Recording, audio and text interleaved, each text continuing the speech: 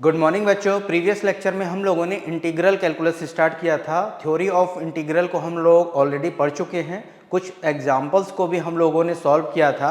आज के इस लेक्चर में हम लोग एनसीईआरटी बुक के एक्सरसाइज नंबर 7.1 के सभी प्रॉब्लम्स को क्या करेंगे, सॉल्व करेंगे। ये प्रॉब्लम्स बहुत ही बेसिक्स प्रॉब्लम्स हैं। सबसे पहले हम लोग बेसिक्स प्रॉब्लम सॉल्व करेंगे, उसके बाद हम लोग एडवांस प्रॉब्लम्स की तरफ मूव करेंगे एंड देन आफ्टर लास्ट में हम लोग देखेंगे कि हमारे एग्जाम्स में किस टाइप के प्रॉब्लम्स अक्सर पूछे जाते हैं। तो आइए स्टार्ट करते हैं प्रॉब्लम नंबर 1 से। फाइंड एंटी डेरिवेटिव और integral of the following function by the method of inspection. तो यहाँ पे मेथड ऑफ इंस्पेक्शन का मतलब क्या है? जैसे प्रीवियस लेक्चर में हम लोगों ने थ्योरी ऑफ इंटीग्रल पढ़ा था, तो वहाँ पे मैंने कुछ बातें डिस्कस की थी। उन बातों को मैं दोबारा से यहाँ पे रिकॉल करने की कोशिश करूँगा। वहाँ पे मैंने एक फंक्शन लिया था f(x). जैसे मान लो कोई हम लोगों ने एक फंक्शन ले लिया f(x) और इसके डेरिवेटिव को कैलकुलेट करने की कोशिश कर रहे हैं। ठीक है, मान लीजिए कोई फंक्शन f(x) है और हमें इस फंक्शन f(x) के डेरिवेटिव को कैलकुलेट करना है। मान लिया इसका डेरिवेटिव क्या है, gx है। ठीक है, तो किसी फंक्शन से उसके डेरिवेटिव को gx को कैलकुलेट करने का जो प्रोसेस होता है, इस प्रोसेस को हम लोग क्या कहते हैं, डिफरेंशिएशन। इसी प्रोसेस को हम लोग क्या बोलेंगे, डिफरेंशिएशन। तो यहाँ पे हम लोग लिख लेते हैं डिफरेंशिएशन।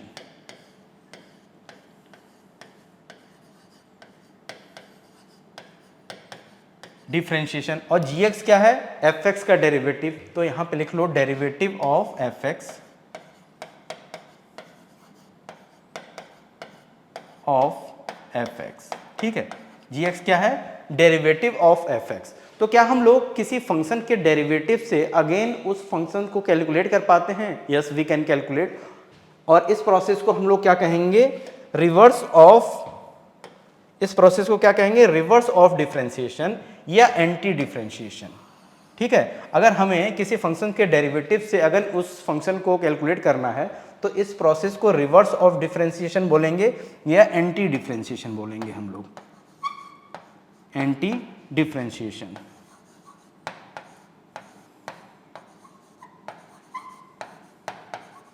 या इसी को हम लोग क्या कहेंगे, इसी को हम लोग इंटीग्रेशन कहेंगे। तो इंटीग्रेशन क्या होता है, इंटीग्रेशन की आप डेफिनेशन को बता सकते हो। इंटीग्रेशन में क्या करते हैं, किसी फंक्शंस के डेरिवेटिव से अगेन उस फंक्शन को हम लोग कैलकुलेट करते हैं। यहाँ पे हम लोगों ने f(x) कोई फंक्शन लिया और इस फंक्शन से उसके डेरिवेटिव को कैलकुलेट किया और gx को हम लोगों ने क्या कह दिया, डेरिवेटिव ऑफ f(x). ठीक है, अब एंटी डिफरेंशिएशन या इंटीग्रेशन में हम लोग क्या करते हैं, gx से f(x) कैलकुलेट करते हैं। तो एंटी डिफरेंशिएशन में जो फंक्शंस हमें मिलते हैं उन फंक्शंस को हम लोग क्या बोलेंगे, एंटी डेरिवेटिव्स। क्या बोलते हैं यहाँ पे, एंटी डेरिवेटिव्स, एंटी डेरिवेटिव। तो यहाँ पे f(x) क्या है, रिवर्स ऑफ डिफरेंशिएशन में f(x) क्या है, एंटी डेरिवेटिव, या इसी को हम लोग क्या बोलेंगे, प्रिमिटिव बोलेंगे, प्रिमिटिव, प्रिमिटिव, या इसी को हम लोग क्या बोलेंगे, इंटीग्रल।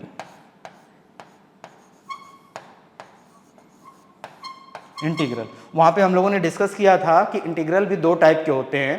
पहला इंटीग्रल क्या होता है, डेफिनेट टाइप का, और दूसरा इनडेफिनेट टाइप का। ठीक है, तो अगर यहाँ पे मैंने यहाँ पे देखो f(x) को डिफरेंशिएट किया तो gx मिला।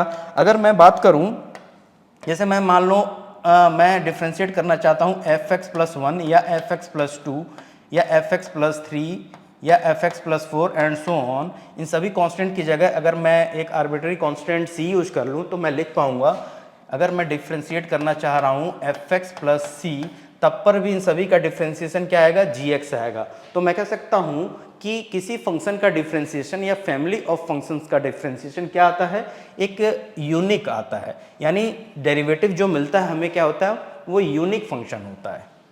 तो यहाँ पे हम लोग लिख लेंगे gx क्या होता है, हमेशा यूनिक होता है। ठीक है, इन्हें फैमिली ऑफ फंक्शंस क्यों कहा, क्योंकि इन सभी फंक्शंस का जो नेचर है वो सेम है। ठीक है, अगर इनका ग्राफ आप प्लॉट करो तो आप देखोगे कि इन सभी फंक्शन का जो शेप है वो सेम होगा। अगर किसी पॉइंट x पे अगर इनके ग्राफ पे अगर हम टेंजेंट के स्लोप की बात करें तो स्लोप क्या होंगे, सबके सेम होंगे, ठीक है। तो ये फैमिली ऑफ फंक्शंस कहलाएंगे। इन सभी के डेरिवेटिव क्या होंगे, जी एक्स, जो यूनिक होगा, सेम होगा, ठीक है। अब एंटी डिफरेंशिएशन में हम लोग क्या करते हैं, किसी फंक्शन के डेरिवेटिव से उस फंक्शन को दोबारा कैलकुलेट करते हैं, ठीक है। तो यहाँ पे अगर मान लो हम लोग डेरिवेटिव से अगेन उस फंक्शन को कैलकुलेट करेंगे इन एंटी डिफरेंशिएशन या इंटीग्रेशन में, तो ये कोई एक पर्टिकुलर फंक्शन नहीं आएगा। कभी क्या आएगा, कोई स्टूडेंट कैलकुलेट करके लिखेगा एफ एक्स, कोई स्टूडेंट लिखेगा एफ एक्स प्लस वन, कोई स्टूडेंट लिखेगा एफ एक्स प्लस टू, कोई स्टूडेंट लिखेगा एफ एक्स प्लस थ्री, या कोई स्टूडेंट लिखेगा एफ एक्स प्लस सी। तो हम लोग कहेंगे जो इंटीग्रल मिलेगा वो हमारा क्या मिलेगा, इनडेफिनिट मिलेगा, अनिश्चित इंटीग्रल मिलता है, ठीक है। तो इसीलिए इस टाइप के इंटीग्रल को क्या कहेंगे हम लोग, इनडेफिनिट इंटीग्रल।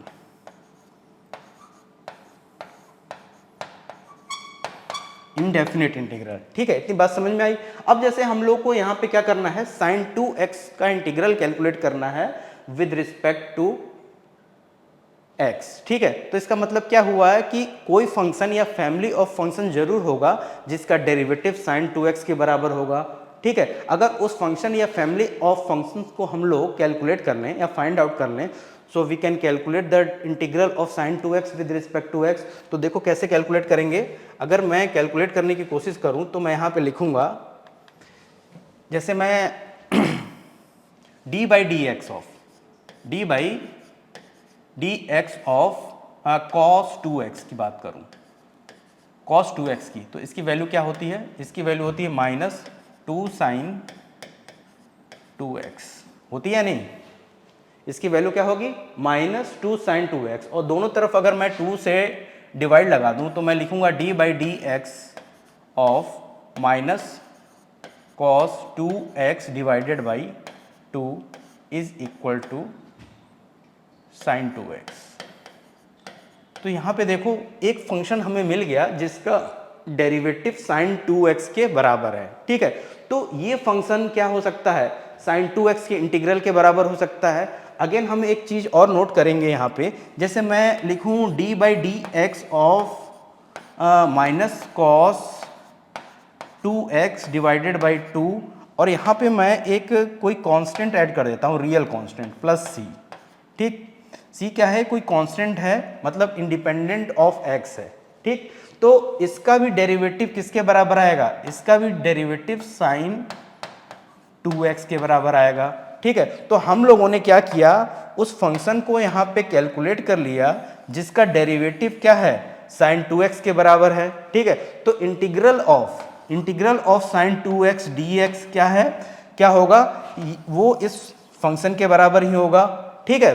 क्योंकि जो इंटीग्रेशन होता है या एंटी डिफरेंशिएशन होता है वो क्या होता है, रिवर्स प्रोसेस ऑफ डिफरेंशिएशन होता है। तो हम लोग यहाँ पे लिख सकते हैं इंटीग्रल ऑफ साइन 2x की वैल्यू क्या होगी, minus cos 2x divided by 2 plus सी, ठीक है। इस तरीके से हम लोग साइन 2x के इंटीग्रल को सॉल्व कर सकते हैं, कैलकुलेट कर सकते हैं बाय मेथड ऑफ इंस्पेक्शन, ठीक है। क्वेश्चन नंबर 2 देखते हैं। We have to calculate the integral of cos 3x with respect to x, ठीक है, बाय मेथड ऑफ इंस्पेक्शन। तो इस प्रॉब्लम को हम लोग कैसे सॉल्व करेंगे, ठीक है, सिमिलरली वैसे ही सॉल्व करेंगे। मतलब यहाँ पे भी कोई फंक्शन या फैमिली ऑफ फंक्शंस जरूर होंगे जिनका डेरिवेटिव cos 3x के बराबर होगा। अगर हम उन फंक्शन या फैमिली ऑफ फंक्शन को कैलकुलेट कर पाएँ तो हम लोग integral of cos 3x with respect to x calculate कर पाएंगे, ठीक है। तो देखो कैसे कैलकुलेट कर पाएंगे हम लोग। अगर मैं यहाँ पे लिखूँ d by d x derivative of sine 3x, हम लोगों ने डिफरेंशिएशन वाले चैप्टर में किसी भी फंक्शन के डेरिवेटिव को कैलकुलेट करना सीखा था, ठीक है। तो हम लोग डेरिवेटिव ऑफ साइन 3x यहाँ पे कैलकुलेट कर सकते हैं। देखो तो इसकी वैल्यू क्या होगी, इसकी वैल्यू होगी 3 cos 3x, होगी या नहीं। मैं अगेन क्या करूँगा, 3 से दोनों तरफ डिवाइड लगा दूंगा। अगर मैं 3 से दोनों तरफ डिवाइड लगा दूँ d बाई डी एक्स, तो क्या हो जाएगा ये, d by d x of sine 3x divided by 3 is equal to cos 3x, ठीक है। तो हमें वो फंक्शन मिल गया, एक फंक्शन मिल गया जिसका डेरिवेटिव cos 3x के बराबर है। तो integral of cos 3x sin 3x divided by 3 के बराबर हो सकता है, ठीक है। या मैं एक और चीज यहां पे लिखूं, जैसे मैं लिखूं d by d x of sin 3x divided by 3 plus c, ठीक है। इसका भी डेरिवेटिव किसके बराबर आएगा, इसका भी डेरिवेटिव cos 3x के बराबर आएगा। यहाँ पे c क्या है, कोई कांस्टेंट है जो इंडिपेंडेंट ऑफ x है, ठीक है। तो ये कांस्टेंट है तो इसका जो c का जो differentiation with respect to x होगा वो 0 होगा, ठीक है। तो हम कह सकते हैं कि sin 3x divided by 3 plus c का जो डिफरेंशिएशन है cos 3x के बराबर है।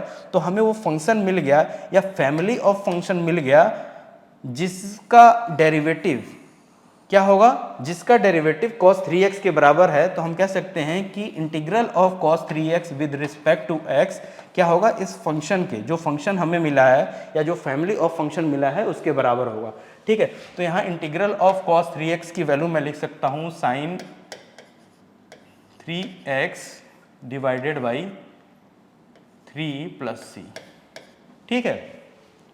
इसलिए इसको क्या कह सकते हैं, इसीलिए इसको हम लोग बोलते हैं इंडेफिनिट इंटीग्रल। यहाँ पे जो आउटकम मिल रहा है हमें cos 3x के इंटीग्रल को सॉल्व करने के बाद, ये क्या मिल रहे हैं, जो भी एंटी डेरिवेटिव मिल रहे हैं वो क्या मिल रहे हैं, फैमिली ऑफ एंटी डेरिवेटिव्स मिल रहे हैं। इन सब की वैल्यू क्या किस पर डिपेंड कर रही है, c पे। c की वैल्यू अलग अलग ले लोगे तो एंटी डेरिवेटिव्स अलग अलग हमें मिलेंगे, ठीक है। जो भी फंक्शन मिल रहा है नेचर सेम होगा, बस बट क्या होगा, किसी एक पॉइंट x पे जो एम्पलीट्यूड की अगर हम बात करें तो एम्पलीट्यूड डिफरेंट हो जाएगा, ठीक है।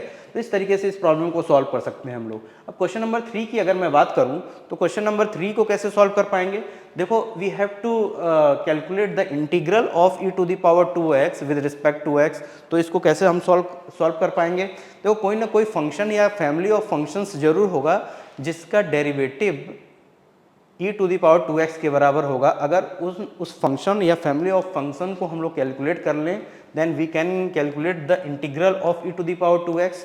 देखो कैसे कैलकुलेट करेंगे, जैसे मैं बात करूं d by d x of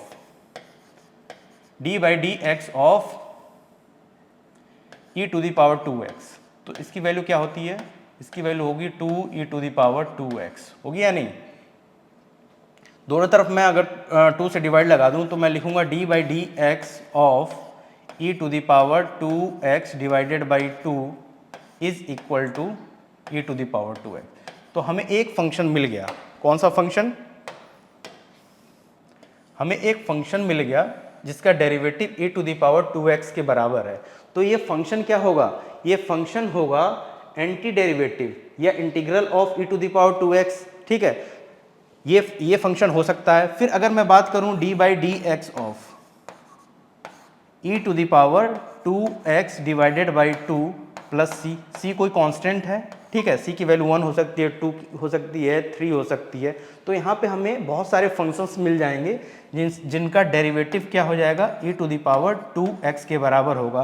तो ये सभी फंक्शंस क्या होंगे, anti derivative of e to the power 2x या integral of e to the power 2x। तो इनको हम लोग क्या कहेंगे, फैमिली ऑफ एंटी डेरिवेटिव्स, ठीक। तो हम अगर हमें एंटी डेरिवेटिव या integral of e to the power 2x with respect to x लिखना होगा तो ये किसके बराबर होगा, ये जो हमें फंक्शन मिला है, फैमिली ऑफ फंक्शन मिला है। तो हम सिंपली लिख सकते हैं e to the power 2x divided by 2 plus c, ठीक है। इस तरीके से इस प्रॉब्लम को हम लोग सॉल्व कर सकते हैं। अब क्वेश्चन नंबर 4 की बात करूं तो हमें इंटीग्रल कैलकुलेट करना है ax प्लस बी के होल स्क्वायर का, ठीक है। तो कोई ना कोई फंक्शन या फैमिली ऑफ फंक्शंस जरूर होंगे जिनका डेरिवेटिव ax प्लस बी के होल स्क्वायर के बराबर होगा।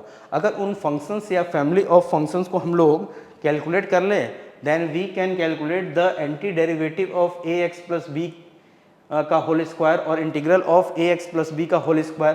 तो देखो कैसे कैलकुलेट करेंगे, अगर मैं derivative of d by d x of ax plus B का होल क्यूब लिखूं तो इसकी वैल्यू क्या आएगी बताओ। इसकी वैल्यू आएगी, सबसे पहले आपको ax प्लस बी को डिफ्रेंशिएट करना पड़ेगा विद रिस्पेक्ट टू एक्स, तो ये क्या हो जाएगा, ये होगा 3ax प्लस बी का होल स्क्वायर इंटू क्या हो जाएगा ये a, ठीक। इसकी वैल्यू क्या आ गई 3ax प्लस बी का होल स्क्वायर, ठीक है। दोनों तरफ अगर मैं 3 से डिवाइड लगा दूं तो इसकी वैल्यू क्या होगी, इसकी वैल्यू होगी d/dx of ax plus B का whole cube divided by 3a is equal to ax plus B का होल स्क्वायर, ठीक।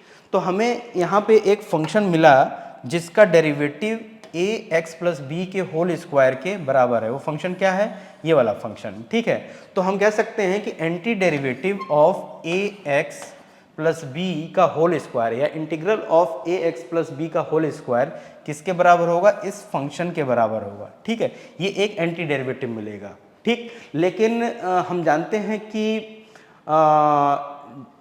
किसी फंक्शन के डेरिवेटिव से अगर हम उस फंक्शन को दोबारा कैलकुलेट करते हैं तो हमें फैमिली ऑफ एंटी डेरिवेटिव्स मिलते हैं, ठीक है। तो अगर मैं बात करूं यहाँ पे d/dx of ax plus B का whole cube divided by 3a, मतलब अगर मैं यहाँ पे फैमिली ऑफ फंक्शंस ले लूँ प्लस c ऐड करके, c की कोई भी वैल्यू हो सकती है, कोई भी रियल वैल्यू हो सकती है, 1 2 3 4 5 440 कुछ कोई भी वैल्यू हो सकती है। तो यहाँ पे बहुत सारे हमें फंक्शंस मिलेंगे जिनका डेरिवेटिव ax प्लस बी के होल स्क्वायर के बराबर है। तो हम कह सकते हैं ये जो फैमिली ऑफ फंक्शन मिला हमें, ये जो फैमिली ऑफ फंक्शन मिला वो क्या होगा, anti derivative of ax plus B के होल स्क्वायर के बराबर होगा, ठीक है। तो ये बहुत सारे हमें मिलेंगे एंटी डेरिवेटिव्स या फैमिली ऑफ एंटी डेरिवेटिव्स।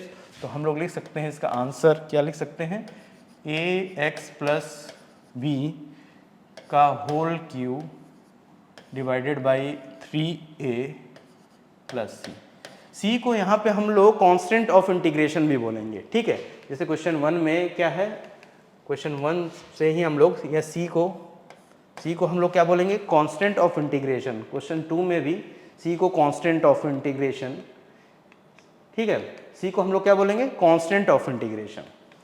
अब जैसे क्वेश्चन नंबर 5 को सॉल्व करना है तो इसको कैसे सॉल्व करेंगे, इसको अलग अलग करके लिख लेते हैं। तो मैं लिखूंगा sin 2x integral of sin 2x with respect to x minus 4 को बाहर ले लूँ, 4 कांस्टेंट है, integral of e to the power 3x with respect to x, ठीक।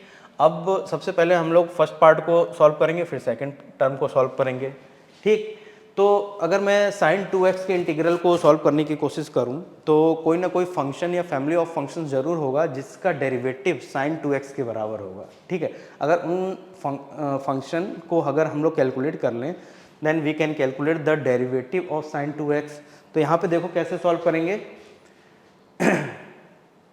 यहाँ पे देखो सॉल्व ऐसे करेंगे, जैसे मैं लिखूँ, यहाँ देखो, जैसे मैं लिखूँ d/dx ऑफ cos 2x, तो इसकी वैल्यू क्या आएगी, इसकी वैल्यू आएगी -2 sin 2x, आएगी या नहीं।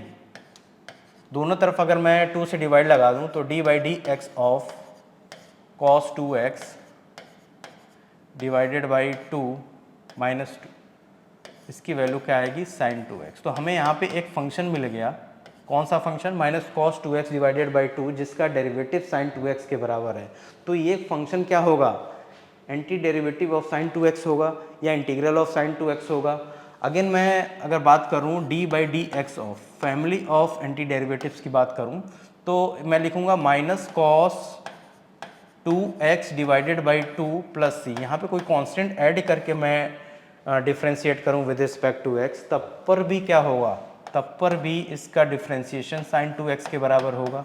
तो यहाँ पे ये जो फंक्शन मिला या फैमिली ऑफ फंक्शन मिला, ये फैमिली ऑफ फंक्शन मिला, ये फैमिली ऑफ फंक्शन क्या होगा, anti derivative of sin 2x होगा या इंटीग्रल ऑफ क्या होगा sin 2x, ठीक। तो इसको हम लोग क्या कहेंगे, फैमिली ऑफ एंटी डेरिवेटिव, तो हम लोग यहाँ पे आंसर लिख सकते हैं क्या, C1 यहाँ पे प्लस सी की जगह मैं C1 ऐड कर देता हूँ, प्लस C1। तो आंसर यहाँ पे हम लोग क्या लिखेंगे, minus cos 2x divided by 2 plus C1 minus 4 into, अब देखो integral of e to the power 3x with respect to x कैसे कैलकुलेट करेंगे। अब यहाँ पे जैसे मान लो कोई ना कोई फंक्शन या फैमिली ऑफ फंक्शन जरूर होगा जिसका derivative e to the power 3x के बराबर होगा, ठीक है। अगर उन फंक्शंस को हम लोग कैलकुलेट कर पाते हैं then we can calculate the integral of e to the power 3x। तो देखो जैसे मैं d by d x of e to the power 3x की बात करूँ तो इसकी वैल्यू क्या आएगी, इसकी वैल्यू आएगी 3 e to the power 3x, दोनों तरफ 3 से डिवाइड लगा दूं तो ये क्या हो जाएगा, d by d x of e to the power 3x divided by 3 is equals to e to the power 3x। तो हमें एक फंक्शन मिल गया e to the power 3x divided by 3 जिसका derivative e to the power 3x के बराबर है। Then we can say that this function may be the integral of e to the power 3x और anti derivative of e to the power 3x। Again अगर मैं बात करूं d by d x of e to the power 3x divided by 3 plus C2, कोई constant C2 मैं add कर दे रहा हूँ इस फंक्शन में, तब पर भी इसका जो डेरिवेटिव मिलेगा e to the power 3x होगा, ठीक है। तो ये जो फंक्शन हमें मिला जिसका derivative e to the power 3x के बराबर है, यही फंक्शन क्या होगा या फैमिली ऑफ फंक्शंस क्या होंगे, e to the power 3x का इंटीग्रल होगा। तो हम लोग लिख सकते हैं यहाँ पे क्या लिख सकते हैं, integral of e to the power 3x की वैल्यू क्या लिखेंगे, e to the power 3x divided by 3 plus C2, ठीक है। इसको और सॉल्व करो तो इस क्या हो जाएगा, minus cos 2x divided by 2 plus C1 minus 4 by 3 e to the power 3x minus 4 C2, ठीक। C1 और C2 को एक तरफ ले लो, minus cos 2x divided by 2 minus 4 by 3 e to the power 3x plus C1 minus 4 C2, ठीक है। इसकी जगह मैं एक कांस्टेंट C से, इनको मैं इस कांस्टेंट C से रिप्रेजेंट कर दूं और ये C क्या कहलाएगा, कांस्टेंट ऑफ इंटीग्रेशन कहलाएगा, ठीक है। तो इस तरीके से इन प्रॉब्लम्स को हम लोग क्या कर सकते हैं, सॉल्व कर सकते हैं, ठीक है। क्वेश्चन नंबर 1 से क्वेश्चन नंबर 5 तक हमें जिन जिन फंक्शन का इंटीग्रल कैलकुलेट करना था उन फंक्शन का इंटीग्रल हम लोगों ने by method of inspection calculate किया। क्वेश्चन नंबर 6 से हम लोग जो इंटीग्रल कैलकुलेट करेंगे by using formula of integral, ठीक है। इंटीग्रेशन के जितने भी फार्मूले हैं जो भी हम लोगों ने पढ़ रखे हैं उनकी हेल्प से ये सभी इंटीग्रल सब हम लोग सॉल्व करेंगे। हाँ, तो अब क्वेश्चन नंबर 6 सॉल्व करते हैं हम लोग। इसको कैसे सॉल्व कर पाएंगे, देखो मैंने बताया था आपको, जैसे ऐसे लिखा हो, integral of k1 f1x plus k2 f2x plus k3 f3x and so on. इस तरीके से लिखा हो तो इसको हम लोग कैसे लिख पाएंगे, इसको हम लोग लिख पाएंगे k1 f1x dx plus k2 f2x dx plus k3 f3x dx, ठीक है। इस तरीके से लिख पाएंगे। सेम इसी पैटर्न पे इसको नोट करके लिख लेना,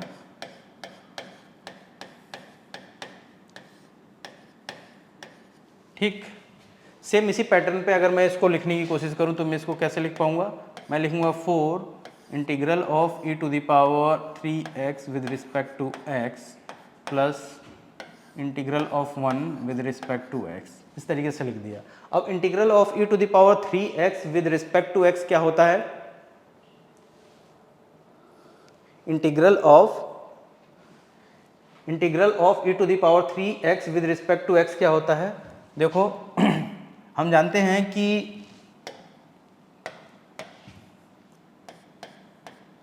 कि integral of e to the power x dx की वैल्यू क्या होती है? इसकी वैल्यू होती है e to the power x plus c, ठीक है। और इंटीग्रल ऑफ 1 dx की वैल्यू क्या होती है? इसकी वैल्यू होती है x प्लस c, ठीक। तो इन्हीं दोनों फॉर्मूले का यूज़ करके हम इस प्रॉब्लम को सॉल्व करेंगे। ये क्या हो जाएगा? 4e to the power 3x। अब क्या है, x का कोफिशिएंट यहाँ पे क्या है? 3 है, तो 3 से हम लोग डिवाइड लगा देंगे, ठीक। Plus integral of 1 with respect to x क्या हो जाता है? x प्लस c, ठीक है। कांस्टेंट ऑफ इंटीग्रेशन क्या करेंगे हम लोग? लास्ट में ऐड करेंगे सभी इंटीग्रल को कैलकुलेट करने के बाद, ठीक। तो this is your right answer, ठीक। अभी integration by method of substitution हम लोगों ने सॉल्व नहीं किया, तो इसी तरीके से हम लोगों को integral of e to the power 3x calculate करना होगा, ठीक। अब क्वेश्चन नंबर 7 की अगर हम बात करें, यहाँ पे देखो जैसे मैंने यहाँ पे लिखा इंटीग्रल ऑफ 1 dx की वैल्यू x होती है, तो इसको मैंने कैसे कैलकुलेट किया? हम जानते हैं कि integral of x to the power m dx की वैल्यू क्या होती है? इसकी वैल्यू होती है x to the power m plus 1 divided by m plus 1 plus c, ठीक है। यहाँ पे m must not be equal to -1, ये हम पहले पढ़ चुके हैं, ठीक है। इसी फॉर्मूले का यूज़ करके हम लोग इंटीग्रल ऑफ 1 को कैलकुलेट करते हैं विद रिस्पेक्ट टू x। कैसे कैलकुलेट करेंगे? इसको मैं लिख सकता हूँ 1 को कैसे लिख सकता हूँ? x to the power 0। यहाँ पे x must not be equal to 0, x 0 नहीं होना चाहिए, ठीक है। देन मैं क्या लिखूँगा? इसका इंटीग्रल मैं करूँगा x to the power 0 plus 1 divided by 0 plus 1 plus c, ठीक है। x टू द पावर क्या हो जाएगा? x टू द पावर ये 1 हो जाएगा डिवाइडेड बाई 1 प्लस c, और इसकी वैल्यू क्या हो जाएगी? x प्लस c, ठीक है। इस तरीके से हम लोगों ने क्या किया? Integral of 1 with respect to x calculate किया। क्वेश्चन नंबर 7 कैसे सॉल्व करेंगे?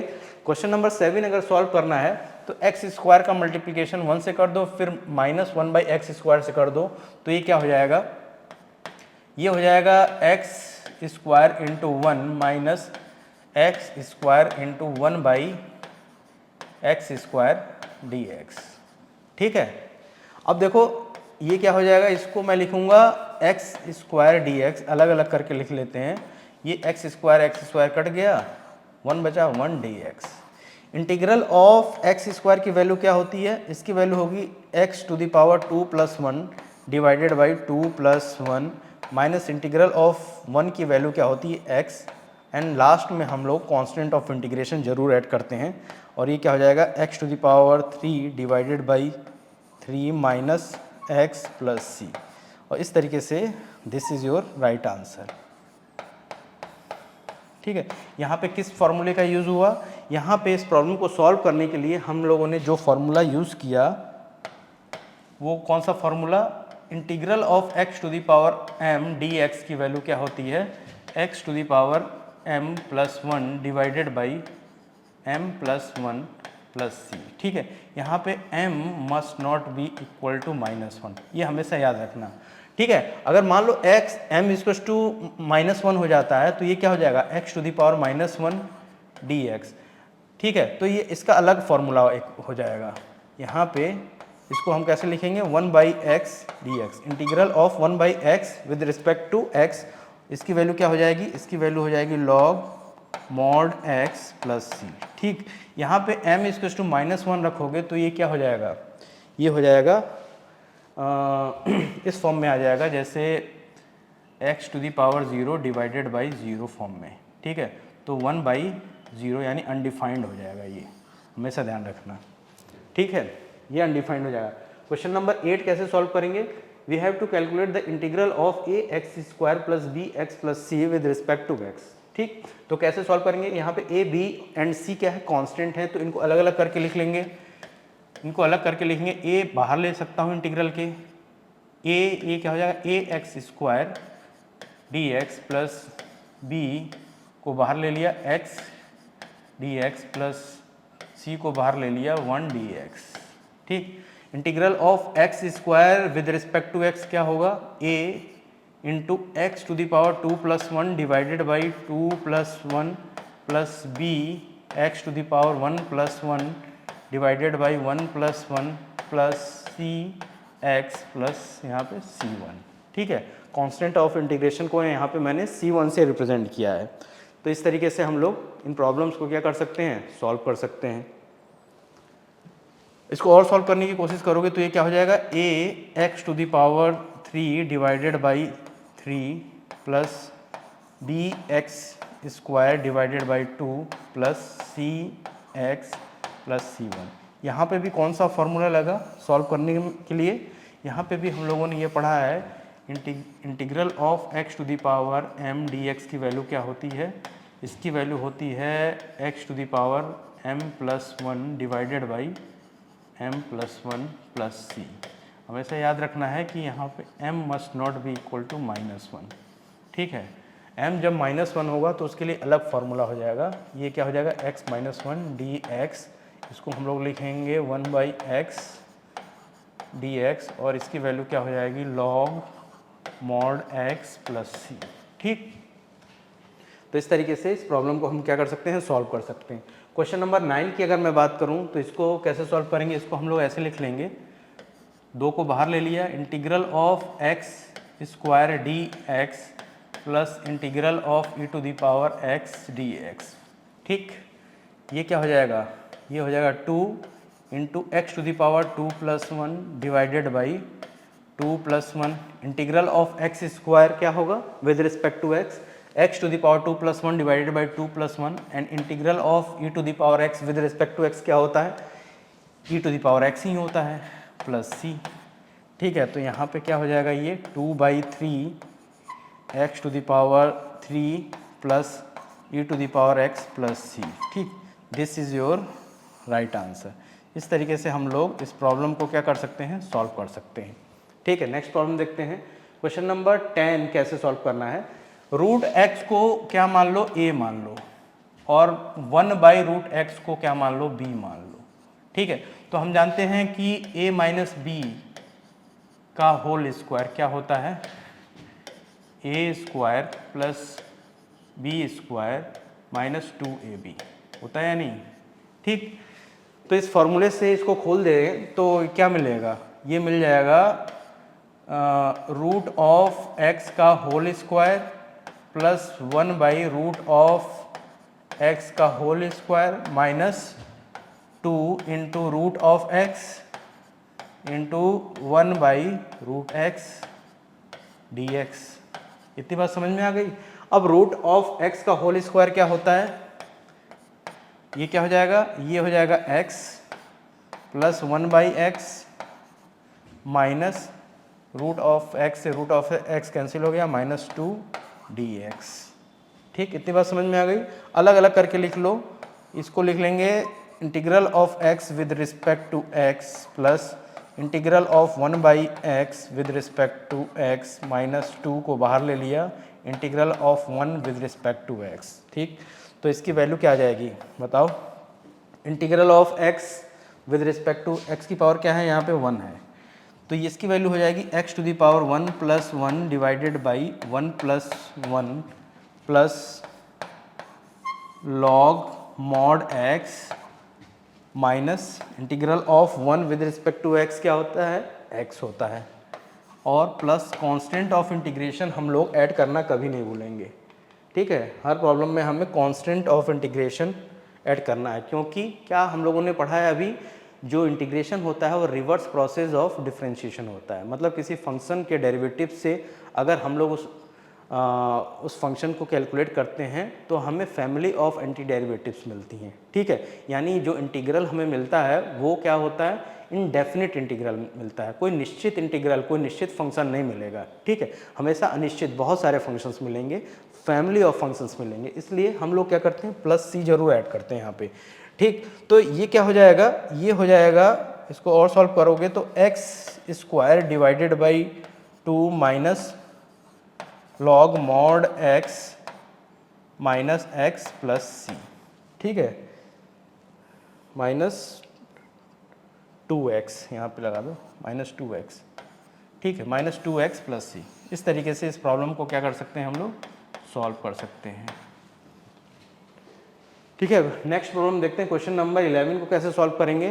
क्वेश्चन नंबर 11 को अगर सॉल्व करना है तो इसको ऐसे लिख लो, x to the power 3 divided by x square plus 5x square divided by x square minus 4 divided by x square dx।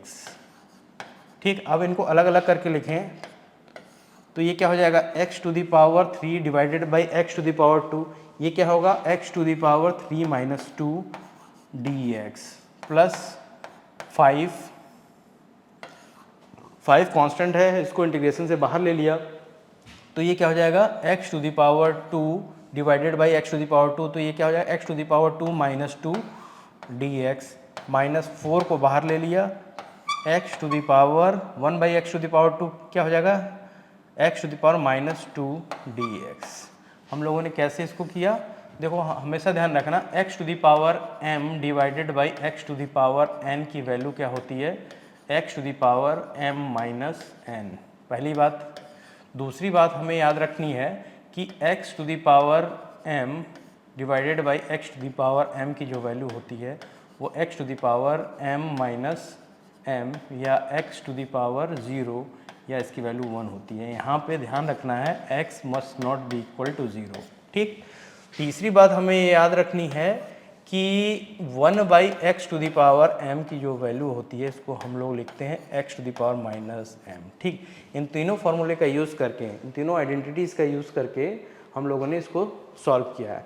तो ये क्या हो जाएगा, ये हो जाएगा x to the power 1 dx plus 5x to the power 0, तो x to the power 0 की वैल्यू क्या होती है 1 dx तो minus 4 x to the power minus 2 dx।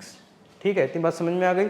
अब ये क्या हो जाएगा ये हो जाएगा x to the power 1 plus 1 divided by 1 plus 1 plus 5 integral of 1 with respect to x क्या होता है x होता है, minus 4 integral of x to the power minus 2 की वैल्यू क्या होगी x to the power minus 2 plus 1 divided by minus 2 plus 1 plus c। ठीक है, इसको और सिंप्लीफाई करके लिखें तो कैसे लिख पाएंगे, देखो ये क्या हो जाएगा, फर्स्ट टर्म जो है x square divided by 2, x square divided by 2, second term क्या हो जाएगा प्लस 5x, थर्ड टर्म क्या हो जाएगा, यहाँ पे x to the power minus 1 होगा, नीचे आकर के 1 बाई एक्स हो जाएगा, माइनस 2 प्लस 1 माइनस 1 होगा, माइनस आगे है तो ये प्लस हो जाएगा, plus 4 divided by x plus c। ठीक है, इस तरीके से इस प्रॉब्लम को क्या कर सकते हैं हम लोग सॉल्व कर सकते हैं। This is your right answer. ठीक, क्वेश्चन नंबर 12 देखें। क्वेश्चन नंबर 11 और 12 क्या हैं, एक ही जैसे हैं तो इसको सॉल्व करने की कोशिश कर रहे हैं। देखो इसको कैसे लिखेंगे, इसको मैंने लिख दिया x to the power 3 divided by root x. Root x को मैं कैसे लिखूँगा, रूट एक्स की जो वैल्यू होती है इसको मैं लिखूँगा x to the power 1 by 2। ठीक, तो ये क्या हो जाएगा x to the power 1 by 2 plus 3x divided by x to the power 1 by 2 plus 4 divided by x to the power 1 by 2 dx। इसको इस तरीके से लिख दिया। ठीक है, अलग अलग करके। अब इसको अलग अलग करके लिख लो, इसको अलग अलग करके लिखेंगे तो ये क्या हो जाएगा x टू द पावर 3 माइनस 1 बाई 2। ठीक है, ये ऊपर पहुँचेगा तो माइनस 1 बाई 2 हो जाएगा dx प्लस 3 को बाहर ले लिया, 3 कांस्टेंट है, क्या लिखेंगे यहाँ पे x to the power 1 minus 1 by 2 dx।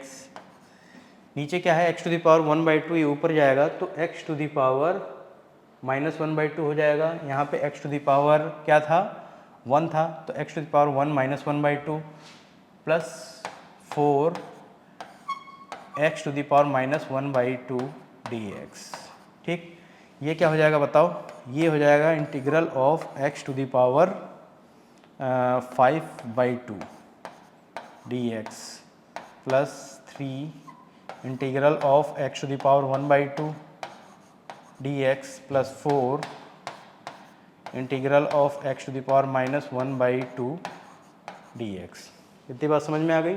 अब देखो integral of x to the power 5/2 क्या होगा, इसको लिखेंगे x to the power 5/2 plus 1 divided by 5/2 plus 1, ठीक, plus 3 integral of x to the power 1/2 क्या हो जाएगा, इसको लिखेंगे x to the power 1/2 plus 1 divided by 1/2 plus 1 plus 4 integral of x to the power minus 1/2 क्या होगा, इसको लिखेंगे x to the power minus 1/2 plus 1 minus 1/2 plus 1 and constant of integration को ऐड करना हमें नहीं भूलना है, ठीक है।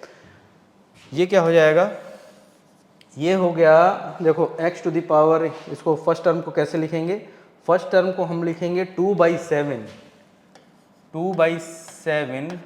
Into x to the power 7/2। Second term को क्या लिखेंगे, सेकेंड टर्म को हम लोग लिखेंगे 2 plus 2x to the power 3/2, ठीक है। थर्ड टर्म को क्या लिखेंगे, थर्ड टर्म को हम लिखेंगे plus 8 x to the power 1/2 plus constant of integration and this is your final answer. ये आपका आंसर हो जाएगा, ठीक है। इतनी बात समझ में आ गई आप लोग को। नेक्स्ट प्रॉब्लम देखते हैं, क्वेश्चन नंबर 13। देखो क्वेश्चन नंबर 13 कैसे सॉल्व करना है आपको। इस क्वेश्चन नंबर 13 को अगर सॉल्व करना है तो ये जो x Q minus x square वाला टर्म एक साथ ले लो, x माइनस 1 वाला टर्म एक साथ ले लो, और इन दोनों टर्म में से बारी बारी से x माइनस 1 से क्या करेंगे हम लोग, डिवाइड लगा देंगे। तो ये क्या मिल जाएगा, देखो ये x to the power 3 minus x to the power 2 divided by x minus 1 plus x minus 1 divided by x minus 1 and dx। अब इनको अलग अलग करके लिख लेते हैं,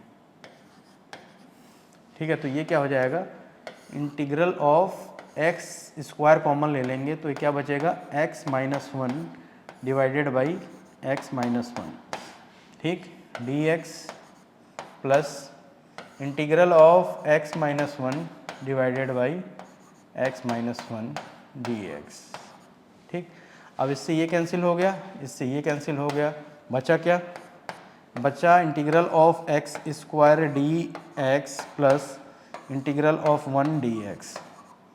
इसकी वैल्यू क्या आ जाएगी, इंटीग्रल ऑफ एक्स स्क्वायर की वैल्यू क्या आएगी, इंटीग्रल ऑफ एक्स स्क्वायर की वैल्यू आएगी x to the power 2 plus 1 divided by 2 plus 1 plus integral of 1 की वैल्यू क्या आ जाएगी, x plus constant of integration को ऐड करना नहीं भूलना है। और ये क्या हो जाएगा, ये हो जाएगा x to the power 3 divided by 3 plus x plus c, ठीक है। This is your right answer.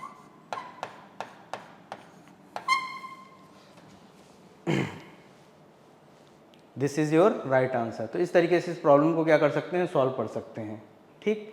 यहाँ पे कौन सा फॉर्मूला यूज़ हुआ है, यहाँ पे ये वाला फॉर्मूला यूज़ हुआ है, integral of x to the power m की जो वैल्यू होती है विद रिस्पेक्ट टू x, इसकी वैल्यू होती है x to the power m plus 1 divided by m plus 1 plus c, ठीक है।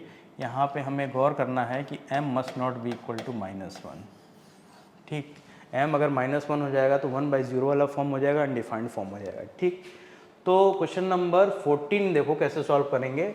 रूट x से मल्टीप्लाई करेंगे 1 में और फिर x में, तो इसको हम कैसे लिख सकते हैं, इसको मैं लिख सकता हूँ 1 इंटू रूट एक्स को क्या लिखूँगा, x to the power 1/2 minus x की पावर क्या है यहाँ पे 1 इंटू रूट एक्स को x टू द पावर 1/2 ऐसे लिख लिया हम लोगों ने dx, ठीक है। इतनी बात समझ में आ गई।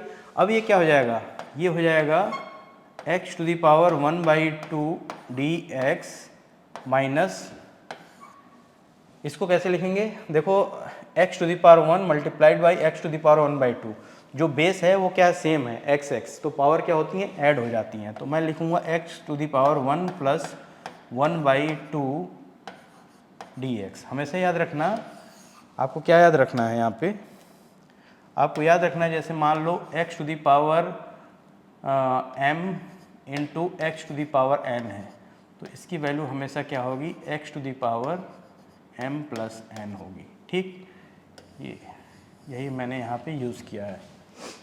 ठीक है, तो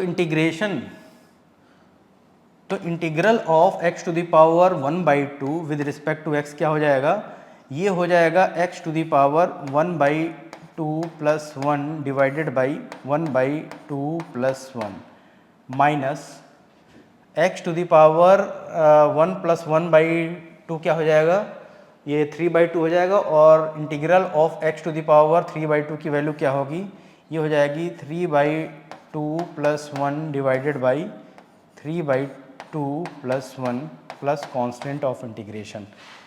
ये क्या हो जाएगा, ये हो जाएगा 2/3 x to the power 3/2 minus 2/5 x to the power 5/2 plus c, and this is your final and right answer.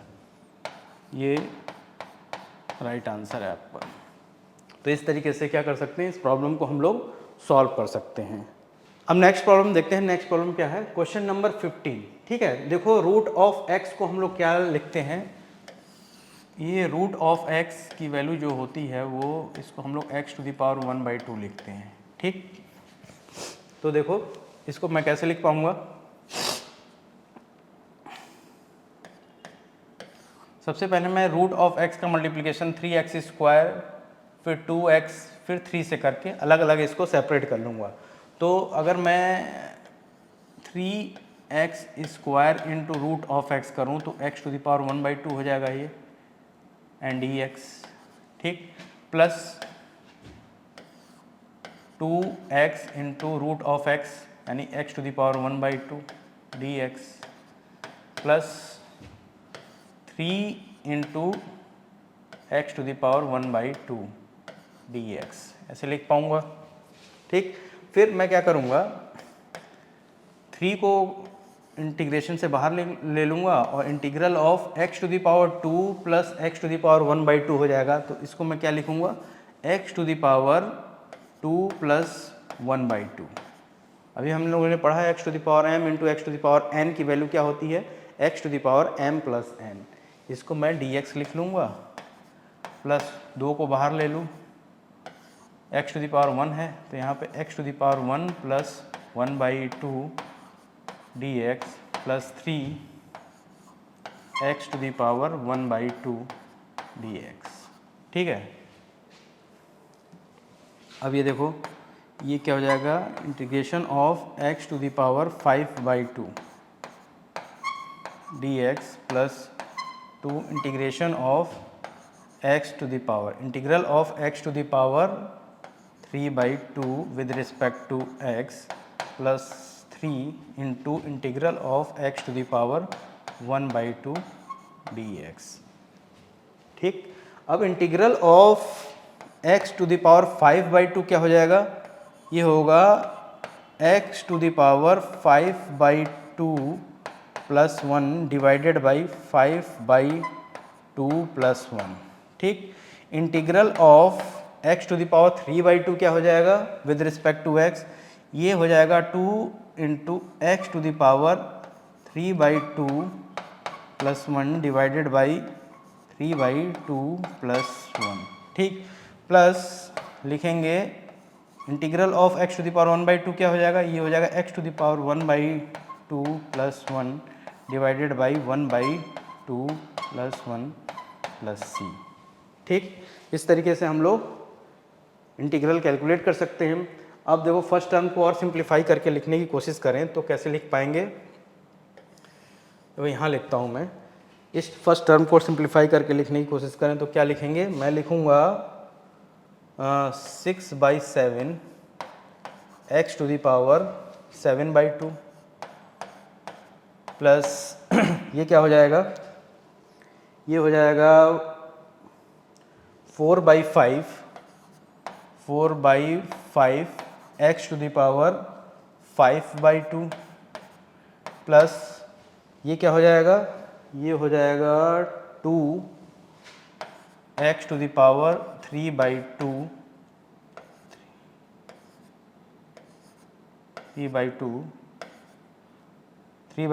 Plus C.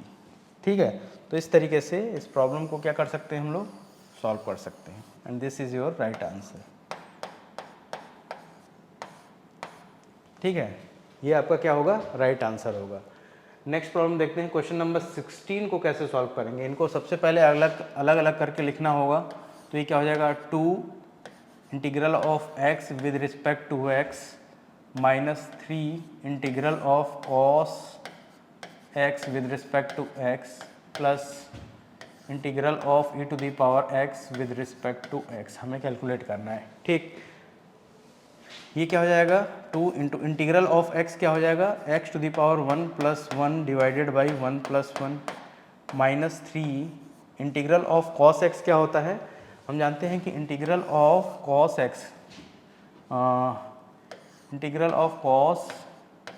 x dx की वैल्यू क्या होती है, इसकी वैल्यू होती है sin x प्लस सी। ठीक, तो मैं sin x लिख लूँगा, कांस्टेंट ऑफ इंटीग्रेशन यहाँ पर नहीं ऐड करूँगा। सारे इंटीग्रल को कैलकुलेट करने के बाद हमें क्या करना होता है, लास्ट में कांस्टेंट ऑफ इंटीग्रेशन को ऐड करना होता है। ठीक, तो ये -3 sin x हो जाएगा plus integral of e to the power x क्या होता है, integral of e to the power x की जो वैल्यू होती है विद रिस्पेक्ट टू x वो e to the power x में होती है। ठीक, तो यहाँ पे मैं क्या करूँगा, plus e to the power x and last में मैंने कांस्टेंट ऑफ इंटीग्रेशन ऐड कर दिया।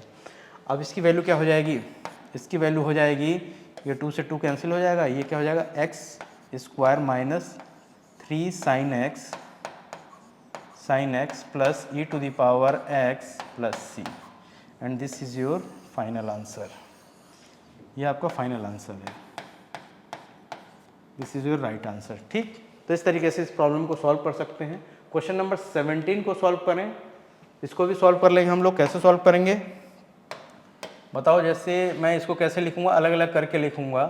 तो मैं इसको 2 को इंटीग्रल के बाहर ले लूँगा, इंटीग्रेशन के बाहर ले लूँगा, तो 2 integral of x square dx लिखूँगा, माइनस 3 को बाहर ले लूँगा, integral of sine x dx लिखूँगा, plus 5 integral of root x को क्या लिखूँगा, x to the power 1/2 dx with respect to x हम लोग ले रहे हैं इंटीग्रल। ठीक है, तो इंटीग्रल ऑफ x स्क्वायर क्या हो जाएगा, 2 इंटू ये x to the power 2 plus 1 divided by 2 plus 1 minus 3 integral of cos x sin x क्या होता है, इंटीग्रल ऑफ sin x की वैल्यू क्या होती है, sin x dx विद इसकी वैल्यू क्या होती है, cos x minus cos X plus सी। ठीक है, ये हमेशा याद रखना है हमें। तो ये क्या हो जाएगा, माइनस कॉस एक्स, इस integral of sine x with respect to x क्या आएगा, माइनस कॉस एक्स। तो यहाँ पे आगे माइनस लगा होगा तो ये प्लस हो जाएगा, तो हम लोग लिखेंगे इसको कॉस एक्स प्लस 5 और integral of x to the power 1/2 को कैसे लिखेंगे, x to the power 1/2 plus 1 divided by 1/2 plus 1 और लास्ट में ऐड करेंगे कांस्टेंट ऑफ इंटीग्रेशन c। ठीक, ये क्या हो जाएगा, ये हो जाएगा 2/3 x to the power 3 plus 3 cos x plus ये क्या हो जाएगा, ये हो जाएगा 10/3 x to the power 3/2 plus c। And this is your right answer. इस तरीके से इस प्रॉब्लम को क्या कर सकते हैं हम लोग, सॉल्व कर सकते हैं। This is your right answer. ठीक है, ये बहुत ही बेसिक प्रॉब्लम्स हैं, आगे हम लोग बहुत टफ प्रॉब्लम भी सॉल्व करेंगे और फिर लास्ट में हम लोग आपके बोर्ड एग्जाम में जो प्रॉब्लम्स पूछे जाते हैं उनको सॉल्व करेंगे और साइमल्टेनियसली हम लोग देखेंगे कि जेईई मेन और एडवांस में किस टाइप के प्रॉब्लम्स पूछे जाते हैं, उन प्रॉब्लम्स को भी हम लोग सॉल्व करेंगे। ठीक, तो क्वेश्चन नंबर 18 की अगर मैं बात करूं तो इसको कैसे सॉल्व कर पाएंगे बताओ। क्वेश्चन नंबर 18 को सॉल्व करना है तो ये sec x को सबसे पहले हम लोग sec x से मल्टीप्लाई करेंगे और फिर tan x से मल्टीप्लाई करेंगे एंड अलग अलग हम लोग लिख लेंगे। तो इसको मैं लिखने की कोशिश करूं तो कैसे लिख पाऊंगा, मैं लिखूंगा सेक स्क्वायर एक्स हो जाएगा, ये sec square x D x plus sec x का टेन एक्स से मल्टीप्लाई करूँ तो ये क्या हो जाएगा, sec x tan x D x. अब हम क्या जानते हैं, हम जानते हैं कि integral of sec square x क्या होता है। हम जानते हैं पहली बात, integral of sec square x D x with respect to x क्या होता है, इसकी वैल्यू होती है टेन एक्स प्लस सी, ठीक है। और दूसरी बात हम लोग जानते हैं कि integral of sec x tan x की वैल्यू क्या होती है विद रिस्पेक्ट टू एक्स, इसकी वैल्यू होती है सेक एक्स प्लस सी, ठीक। इन दोनों फॉर्मूले का यूज़ करके इस प्रॉब्लम को सॉल्व करेंगे। तो integral of sec square x, अभी मैंने क्या बताया, tan x, constant of integration last में हमें लिखना है दोनों इंटीग्रल को सॉल्व करके, ठीक। Integral of sec square x की वैल्यू टेन एक्स होती है plus integral of sec x into tan x की वैल्यू क्या होती है, सेक एक्स होती है, सेक एक्स और प्लस कांस्टेंट ऑफ इंटीग्रेशन लगा देंगे and this is your right answer, ठीक है। ये आपका आंसर हो जाएगा। ये बहुत ही सिंपल प्रॉब्लम्स हैं, ठीक है। क्वेश्चन नंबर 19 अगर हम लोग सॉल्व करें तो इसको कैसे सॉल्व करेंगे, देखो अगर क्वेश्चन नंबर 19 को अगर आपको सॉल्व करना है तो इसको कैसे सॉल्व करोगे। यहाँ देखो, यहाँ पे हम लोग जानते हैं कि पहली बात कि cos x की वैल्यू क्या होती है। cos x को हम लोग 1 बाई सेक x लिखते हैं या नहीं, या अगर मैं सेक x को लिखूँ सेक x को तो मैं 1 बाई cos x लिख पाऊँगा या नहीं, लिख पाऊँगा, ठीक। अगर मैं सेक स्क्वायर x लिखूँ सेक स्क्वायर x तो इसको मैं 1 बाई cos स्क्वायर एक्स लिख पाऊँगा। दूसरी बात, अगर मैं साइन एक्स की बात करूँ तो sine x is the reciprocal of 1 by cosec x, ठीक है। या कॉसेक एक्स को लिखना है, कॉसेक एक्स को लिखना है तो ये क्या हो जाएगा, 1 बाई साइन एक्स, ठीक है। इतनी बात समझ में आ गई। अगर 1 by cosec x sine x है तो 1 by cosec square x, cosec square x क्या हो जाएगा, ये होगा साइन स्क्वायर एक्स, ठीक है। तो इन दोनों ही फॉर्मूले का यूज़ करेंगे हम लोग, इस फॉर्मूले का और इस फॉर्मूले का, ठीक है। इन दोनों का यूज़ करके हम इसको सॉल्व करेंगे। तो मैं यहाँ पे क्या लिखूँगा, सेक स्क्वायर एक्स को मैं लिखूँगा 1 बाई कॉस स्क्वायर एक्स, लिख सकता हूँ या नहीं, multiplied by 1 by cosec square x को, 1 बाई कॉसेक स्क्वायर एक्स को, सॉरी यहाँ पे ये साइन स्क्वायर एक्स है, साइन स्क्वायर एक्स, ठीक है। 1 बाई कॉसेक स्क्वायर एक्स को मैं क्या लिखूंगा, साइन स्क्वायर एक्स। तो यहाँ पे मैं लिख लूँ sine square x and D x, ठीक। ये क्या हो जाएगा, ये हो जाएगा sine x by cos x का होल स्क्वायर डी एक्स, और साइन बाई कॉस क्या होता है, साइन बाई कॉस क्या होता है, टेन होता है। तो ये क्या हो जाएगा, ten square x D x, ठीक है।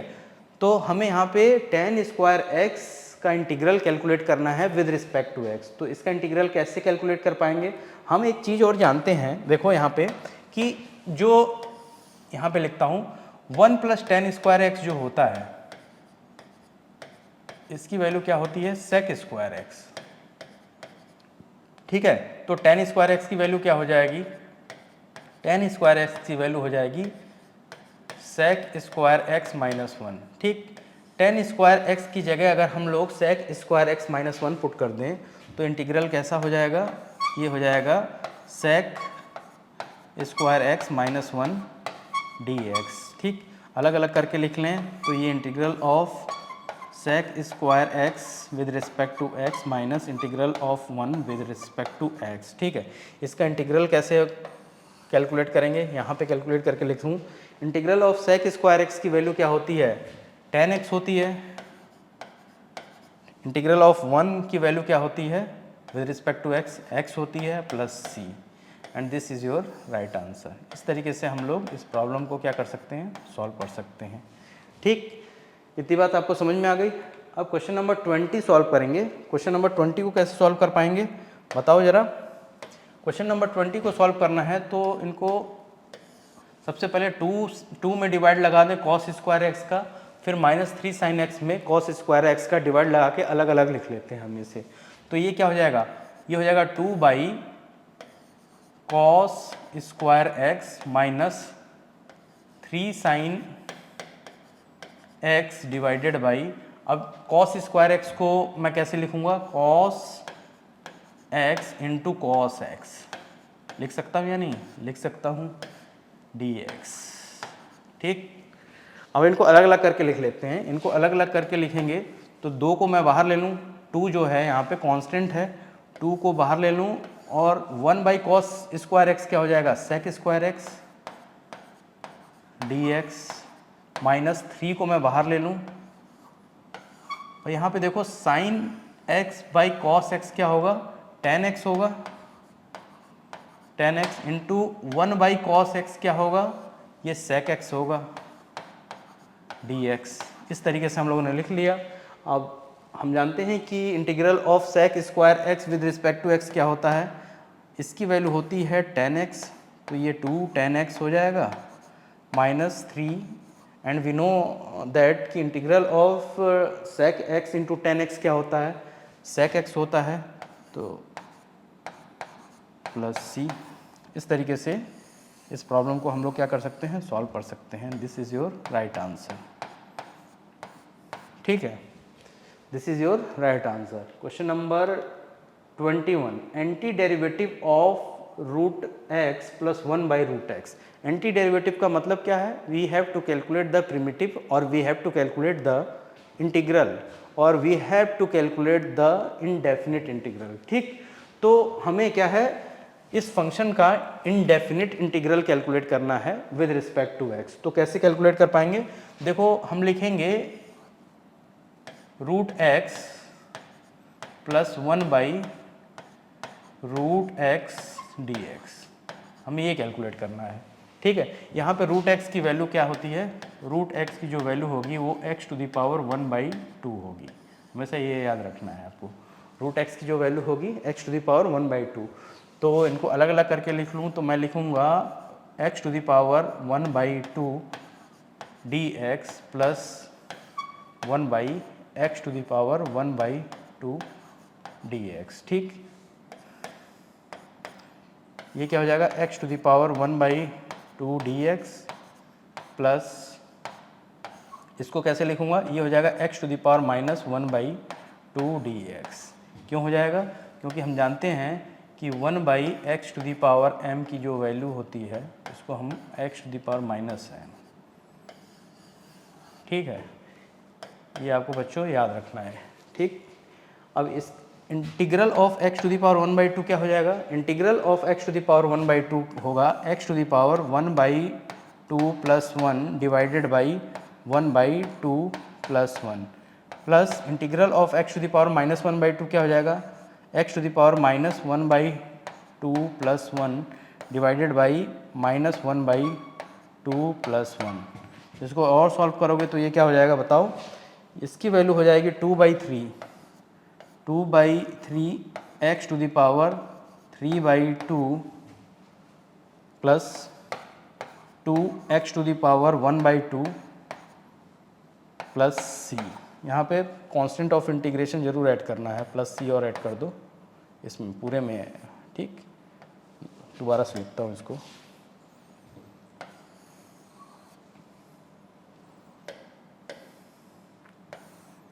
Plus c is equals to. ठीक है, तो ये आपका आंसर हो गया। This is your right and final answer. अब इन ऑप्शन में से हम लोग चेक कर लेंगे कौन सा ऑप्शन राइट होगा। तो option number C 2/3 x to the power 3/2 plus 2 x to the power 1/2 plus C, यानी option C is your right answer.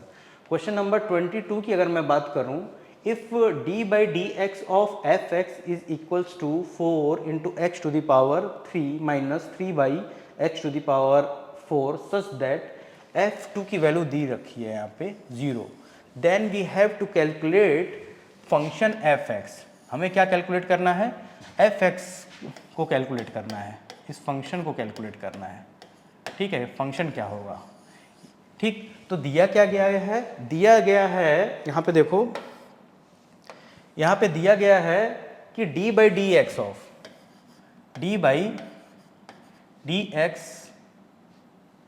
Of F x दिया गया है। यहाँ पे क्या है, ये एक ब्रैकेट है, ग्रेटेस्ट इंटीजर फंक्शन नहीं है, हमें ध्यान रखना है। इसकी वैल्यू दी गई है 4x to the power 3 minus 3 by x to the power 4, ठीक। अब dx को उधर ले जाएं हम लोग, तो ये क्या हो जाएगा, ये d एफ एक्स, ये ब्रैकेट है, ग्रेटेस्ट इंटीजर फंक्शन नहीं है, ध्यान रखना, is equals to 4x to the power 3 minus 3 by x to the power 4 dx, ठीक है। अब दोनों तरफ हम लोग अगर इंटीग्रेट करें, दोनों तरफ अगर हम लोग इंटीग्रेट करें तो इंटीग्रेशन का साइन लगाना पड़ेगा, इंटीग्रल का साइन, साइन ऑफ इंटीग्रल कहते हैं इसको, ठीक। तो इंटीग्रल ऑफ फर्स्ट इस लेफ्ट हैंड साइड में हमें क्या कैलकुलेट करना है, हमें integral of one with respect to f x calculate करना है, ठीक। आप जानते ही हो, जैसे मैं बात करूं यहाँ पे, ये ध्यान देना जरूर, जैसे मैं बात करूं कि integral of one with respect to x की, तो इसकी वैल्यू क्या होती है, एक्स प्लस सी होती है। अगर मैं बात करूं integral of one with respect to x square, तो इसकी value x square plus c होगी। अगर मैं बात करूं integral of one with respect to f x, तो इसकी वैल्यू क्या होगी, एफ एक्स प्लस सी के बराबर होगी, ठीक। ये सारी चीज़ें हमें याद रखनी है, ठीक। तो यहाँ पे integral of one with respect to f x की अगर मैं बात करूँ तो इसकी वैल्यू क्या हो जाएगी, इसकी वैल्यू हो जाएगी एफ एक्स, और हमें क्या इसको इंटीग्रेट करना है विद रिस्पेक्ट टू एक्स, तो इसको हम कैसे लिखेंगे, 4 को बाहर ले लूँ, integral of x to the power 3 d x, minus 3 को बाहर ले लूँ, integral of x to the power -4 हो जाएगा ये ऊपर जाके, ठीक। तो integral of x to the power 3 की वैल्यू क्या हो जाएगी, integral of x to the power 3 की वैल्यू हो जाएगी x to the power 3 plus 1 divided by 3 plus 1 यानी ये 4 हो जाएगा, minus 3 into x to the power -4 plus 1 -3 हो जाएगा, और डिवाइडेड बाई -4 प्लस 1 -3 यानी प्लस ये हो जाएगा 3 से 3 प्लस कांस्टेंट ऑफ इंटीग्रेशन 4 से 4 ये कैंसिल हो गया। तो यहाँ पे एफ एक्स की जो वैल्यू आएगी वो क्या आ जाएगी, एफ एक्स की जो वैल्यू आएगी यहाँ पे लिखेंगे हम लोग, देखो यहाँ पे एफ एक्स की जो वैल्यू आएगी वो आएगी x to the power 4 plus 1 by x to the power 3 plus सी, ठीक है। ये हमारी एफ एक्स की वैल्यू आ गई in terms of constant of integration, ठीक है। क्वेश्चन में एक चीज़ और दिया गया है कि f2 की वैल्यू 0 के बराबर है, ठीक। तो क्या इससे हम लोग कांस्टेंट ऑफ इंटीग्रेशन की वैल्यू कैलकुलेट कर सकते हैं, यस वी कैन कैलकुलेट। कैसे कैलकुलेट करेंगे, देखो यहाँ पे जैसे मैं f2 की बात करूँ, यहाँ पे f2 को कैलकुलेट करने की बात करूँ तो f2 कैलकुलेट कर पाएंगे या नहीं, x की जगह 2 रख दो, तो ये क्या हो जाएगा 2 to the power 4 plus 1 by 2 to the power 3 plus C. अब f2 की जो वैल्यू है वो किसके बराबर है, वो 0 के बराबर है। तो यहाँ से अगर मैं बात करूँ 2 टू द पावर 4 ये क्या है 16 plus 1 by 2 to the power 3 8 हो जाएगा, plus c is equal to 0 हो जाएगा ये। अब इसको ऐड करोगे तो ये क्या हो जाएगा 128 plus 1 divided by 8 plus c is equal to 0। यहाँ से c की वैल्यू क्या हो जाएगी -129 डिवाइडेड बाई 8, ठीक।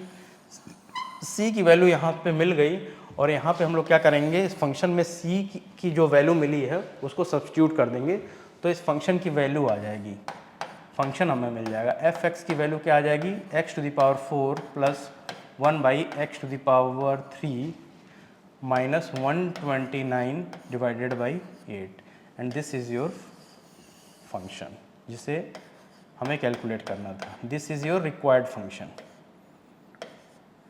ठीक है।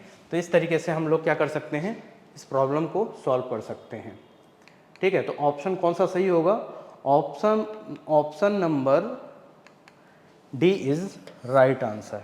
ठीक है, तो इस तरीके से हम लोगों ने एनसीईआरटी बुक के एक्सरसाइज नंबर 7.1 के सभी प्रॉब्लम्स को सॉल्व कर लिया है। अगेन हम लोग सॉल्व करेंगे एक्सरसाइज नंबर 7.2 के सभी प्रॉब्लम्स को। अभी तक के लिए thank you, have a nice. Thanks for watching. Like, subscribe and share Radius G YouTube channel.